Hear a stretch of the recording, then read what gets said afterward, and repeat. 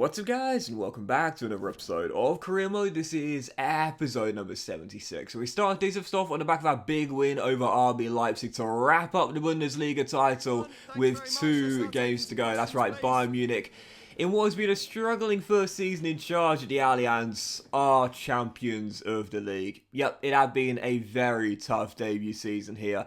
An early embarrassing knockout in the DFB Pokal, almost total embarrassment in the Champions League group stage, but just about making it through. But the Bundesliga title's in the cabinet. But we can't celebrate, man. We can't celebrate until the end of the season.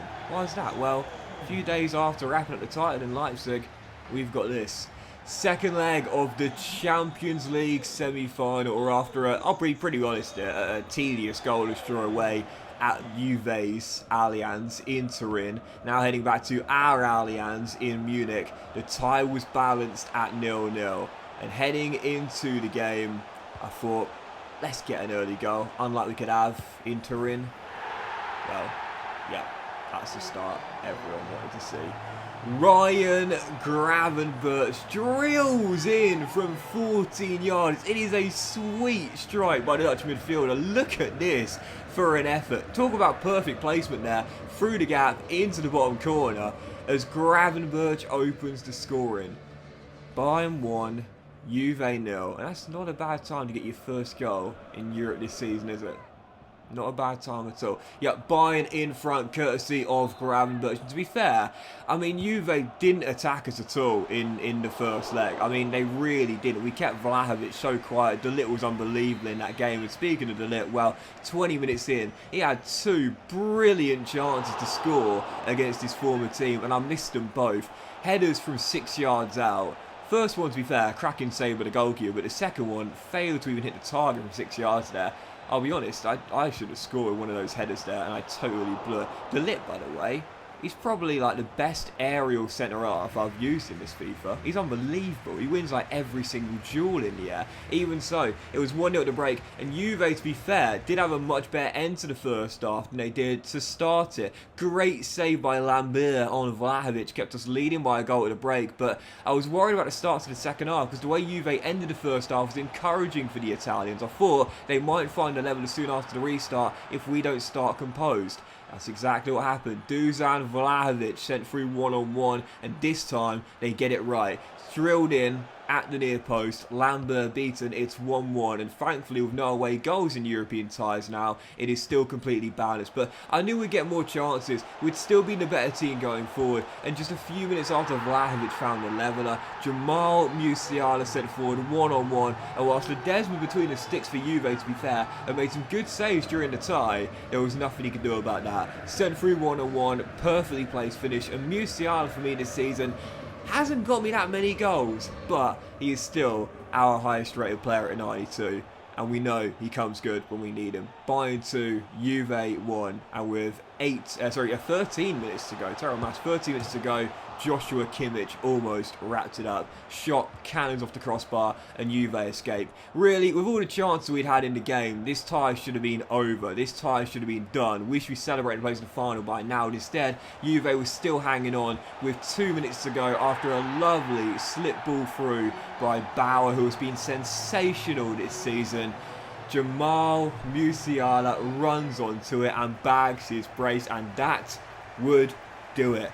Final score in Munich, Bayern 3, Juve 1, and deservedly we are in to the Champions League final. Yeah, no doubt about it. You see the stats here, and you would have seen the stats in the first leg as well. It wasn't a great first leg, I'll be totally honest, man. I didn't play very well, but I was very safe defensively in that first leg in Turin. I knew if I attacked with a little bit more intensity, a little bit more pressure in the second leg, I was sure we'd make it through, and we did. And you see our opponents in the final as well. Liverpool, yep, came through Real Madrid, and it's Jurgen Klopp's Reds in the Champions League final for, I believe, the 3rd time in what would be 8 years?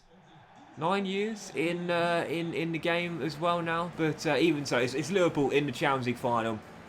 and we will take on Jurgen Klopp's Reds. I got to be honest, I thought it was going to be Real Madrid. And we've had Atletico, we've had Barca, so I thought we might as well complete the trio and have Real Madrid as well. But instead, it is our first meeting with an English side since leaving Nottingham Forest. And it's not a meaningless game either, it's a Champions League final. So yeah, bring on Liverpool, looking forward to it. To be fair, job's now done. Like, I don't mind too much if we don't win that game, because our objective this season was to reach the final of the Champions League. Job done. If we don't win it, I don't mind. Yeah, obviously I want to win it, don't get me wrong, but I've done my job. Yes, we failed catastrophically in the Cup, but we've won the Bundesliga title, 2 games to go. Our final game at the Allianz here, Freiburg, and then Hertha Berlin away at the Olympiastadion, our final 2 games. But the league title has been won. Yes, we failed the Cup objective, but Champions League, weren't asked to win it, weren't asked to pick it up, just reached the final, done that. So yeah, whatever happens, happens, and it's probably not the best mentality to have, are we totally honest here? Probably not the best mentality to go in with, but you got to play the situation, man. Like, it's season 1, like it's a new team. Like, obviously it's going to take me time to gel, so yeah, I don't mind too much if we come up short to what is, still one of the best teams in the save, regardless, with their incredible team. By the way, Darwin Núñez is unbelievable in this save. Like, seriously, he is incredible, but not just in this save, but I mean, like, in this FIFA, he is probably the toughest striker I've had to face so far. And obviously Núñez, to start the season off with Liverpool, obviously he scored on the opening day at Fulham, he scored in the Community Shield as well. He went on that mini goal drought, he had the moment of madness in the Crystal Palace game when he got sent off with a straight red card with a headbutt as well against Anderson, I think it was. But I saw the tweets for Darwin Núñez and the comments on Reddit and so on and so forth, saying he was a flop and he was a waste of money. And I was thinking, it's been 3 or 4 games. I think sometimes, like, people are just so reactionary nowadays, do you know what I mean? And I think that it's one of the things which I don't remember it being like this, I really, really don't. And it does seem to be quite common in the social media age. Like, it was the same, I mean, it was quite similar, with Manchester United as well. This season started with, they lost their opening 2 games under Eric Ten Hag. And, obviously people were saying, oh, he's a fraud, he's a fraud. They've lost their opening 2 games, and same old problems, and so on and so forth. And it's going to be another season where they're just absolutely awful, and so on and so forth. It's like, it's been 2 games, and you have people saying that Lisandro Martinez, in from Ajax as well. Oh, he can't play in the Premier League. He's too small. Like, he can't do it. It's 2 games. It's like 2 games. Give it time. It's 2 bloody games. And I felt so similar with Darwin Núñez. Like the amount, and I know I'm going off on a bit of tangent here, but you know what? The season of Bundesliga is done. We celebrate the title there with a 1-1 draw against Freiburg, and our final game at Olympiastadion against Hertha Berlin again means nothing here. But it was the same with Lisandro Martinez. From Ajax. They had the 4-0 loss to Brentford. And I remember someone was like showing me a compilation of aerial duels or whatever they had against Brentford in the 4-0 loss. And I was thinking, it's 1 game, it's 2 games in the season. That was their first away day. Look, he's not playing half a season and then going to a championship side because he can't cut it in the Premier League. It's 2 games, and I think the same with Núñez as well. Like, I think that sometimes football fans are so reactionary, and again, I feel like it's much more the case on social media. I don't remember it being this way when I was a kid, but nowadays it does feel as though, like, if someone doesn't hit the ground running instantly, they're labelled as a flop, and it's like, where's the grace period? And in Darwin Núñez's case, for example, it's his first time playing in England. And to be fair, the one thing that I think did hurt Darwin is the fact that he was being compared with Erling Haaland, Man City versus Liverpool, the rivalry. Man City spent big on their striker, Liverpool spent big on theirs. Let's be honest here, Haaland had a better start to the season. I think everyone was comparing the two, whether fairly or not, it's up for debate.